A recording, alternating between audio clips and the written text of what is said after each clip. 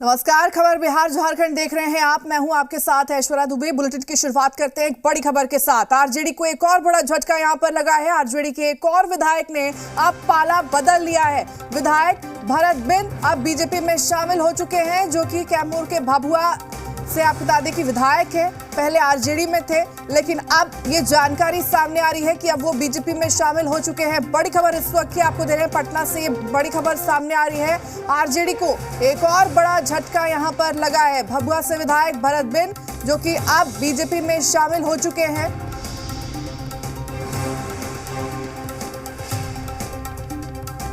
तो ये बड़ी जानकारी आपको दे रहे हैं। देखिए, एक्सक्लूसिव तस्वीरें भी आपको दिखा रहे हैं। आरजेडी को एक और बड़ा झटका यहां पर लगा है। एक तरफ तेजस्वी यादव जन विश्वास यात्रा पर निकले हैं, तो दूसरी तरफ उनके विधायक एक एक करके उनका साथ छोड़ रहे हैं। ज्यादा जानकारी के साथ जी मीडिया संवाददाता रजनीश हमारे साथ जुड़ चुके हैं। रजनीश का रुख करते हैं। रजनीश, आरजेडी को एक और बड़ा झटका यहां पर लगा है। एक तरफ आरजेडी के जो नेता हैं तेजस्वी यादव, वो जन विश्वास यात्रा पर है, तो दूसरी तरफ उनके ही जो नेता हैं, जो विधायक है, एक एक करके उनका साथ छोड़ रहे हैं। वजह क्या कुछ? देखिए, कुल मिलाकर देखें तो जो बजट सत्र है कई सारे राजनीतिक उठापटक का गवाह रहा। और शुरुआत में जो फ्लोर टेस्ट है उसमें यहाँ पे देखने को मिला कि किस तरीके से चाहे सत्ता पक्ष हो या विपक्ष के जो विधायक हो, उन्होंने अपनी पार्टी के प्रति जो उनकी प्रतिबद्धता है उसको दरकिनार कर कुछ एक विधायक दोनों खेमों से, और बल्कि कोई भी पार्टी जो है उसमें बची नहीं रही, वहाँ सिर्फ कांग्रेस जो है वो इंटैक्ट थी। लेकिन जब उससे आगे मसला बढ़ा तो फिर कांग्रेस भी इसमें अछूती नहीं रही। और पिछले दिनों जो 3 लोगों ने पाला बदला, उसमें कांग्रेस और आरजेडी के लोगों ने महागठबंधन की ओर से दामन छोड़कर अपने अपनी पार्टी के और बीजेपी में शामिल हो गए। आज नित्यानंद राय पहुंचे थे बिहार विधानसभा में, और देखिए जब वो आते हैं तो कुछ न कुछ इस तरीके की गतिविधियां जो है उसकी भनक जो है वो हो जाती है।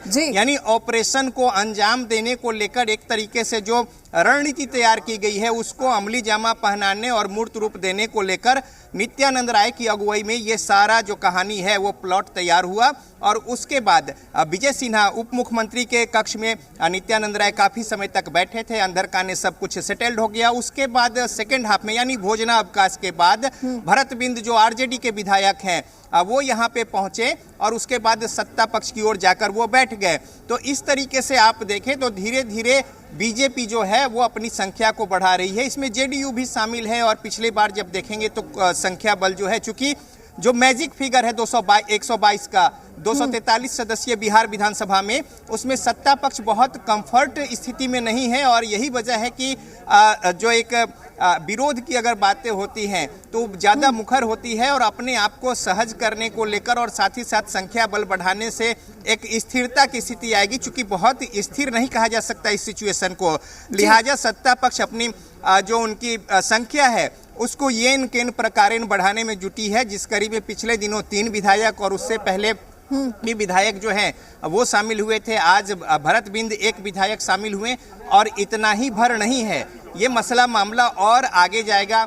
अब ये दूसरी बात है कि जो नेता प्रतिपक्ष हैं वो अनुपस्थित हैं और अपने लोगों के बीच में जाकर वहाँ पे वो मुहिम को चला रहे हैं लोगों को गोलबंद करने को लेकर। और यहाँ पे विधानसभा में देखें तो उनके विधायक जो हैं उनका साथ छोड़ रहे हैं। लेकिन ये भी सच है कि देखिए लोकसभा चुनाव जो है 2024 का वो सामने में है, साथ ही साथ उसके बाद विधानसभा है।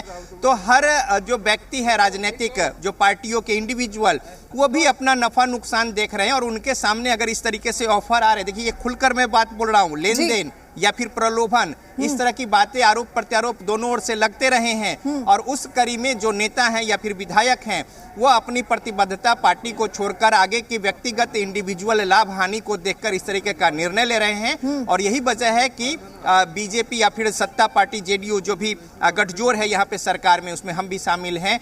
और ये जो लोग हैं वो कंफर्ट जोन की ओर आगे बढ़ रहे हैं। लेकिन बिहार की राजनीति में आने वाले समय में अभी और भी बहुत कुछ बाकी है।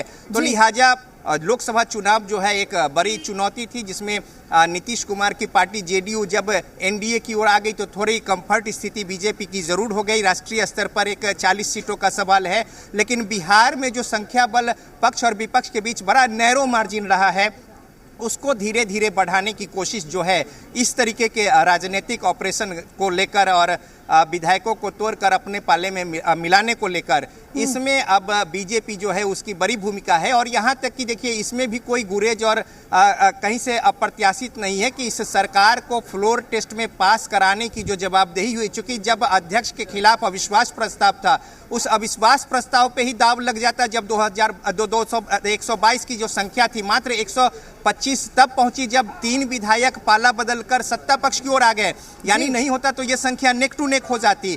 तो ऐसी स्थिति में पक्ष विपक्ष के बीच जो आंकड़ा है उसको एक कंफर्ट स्थिति में लाने को लेकर सत्ता पक्ष में खास तौर पे जो स्टीयरिंग सीट पर है बीजेपी, उन्होंने कमान संभाल रखी है और इस तरीके से विधायक अपने पाले में विपक्ष के जोड़ने और साथ ही साथ उनको अपने पाले में लाने की मुहिम चला रखी है। बिल्कुल रजनीश जी, अपडेट के लिए आपके पास लौटूंगी फिर से। इस बीच हमारे साथ बीजेपी प्रवक्ता कुंतल कृष्णन जी